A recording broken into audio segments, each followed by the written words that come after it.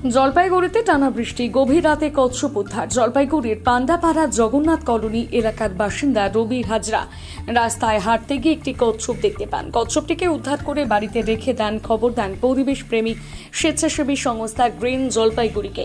খবর পেয়ে কচ্ছপটিকে উদ্ধার করতে ছুটে যান গ্রিন জলপাইগুড়ি স্বেচ্ছাসেবী সংস্থার সম্পাদক অঙ্কুর দাস ও দপ্তর সম্পাদক সৌরভ পাল।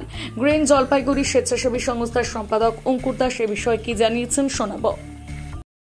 হ্যাঁ, রাত প্রায় 12টা বাজে। এই সময়টা আমাদের কাছে পান্ডাপাড়া থেকে খবর আসে যে একটি বাড়িতে কচ্ছপ উদ্ধার করা হয়েছে। তো কচ্ছপ যেহেতু বিরল প্রজাতি হয়ে যাচ্ছে এবং আমাদের এই পরিবেশে ভারসাম্য রক্ষা করার জন্য তাদেরকে রক্ষা করা দরকার। আমরা রাতেই বন দপ্তরের সাথে যোগাযোগ করি, কিন্তু যোগাযোগ কোনো কারণে হয় না।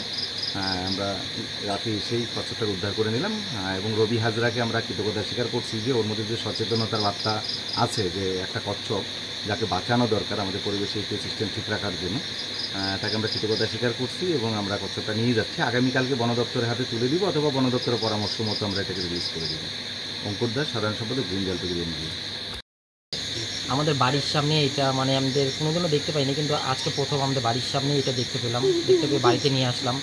তা বাড়িতে আসার পর বাড়ির থেকে সবাই মিলে বললো, বুদ্ধি করে নিয়ে বললো যে গ্রিন জলপাইগুড়ি আমাদের আছে এনজিও, এনাদের ফোন করে এটা দিয়ে দেওয়া উচিত। আমাদেরও খুব ইচ্ছা রাজবাড়ি পুকুরে যদি এটা ছাড়া হয় খুব ভালো হয়। আর কি উদ্ধার করলেন? এটা একটা কচ্ছপ। আপনার নাম এবং? আমার নাম হলো রবি হাজরা, আমাদের বাড়ি হলো পান্ডাপাড়া জগন্নাথ কলোনি।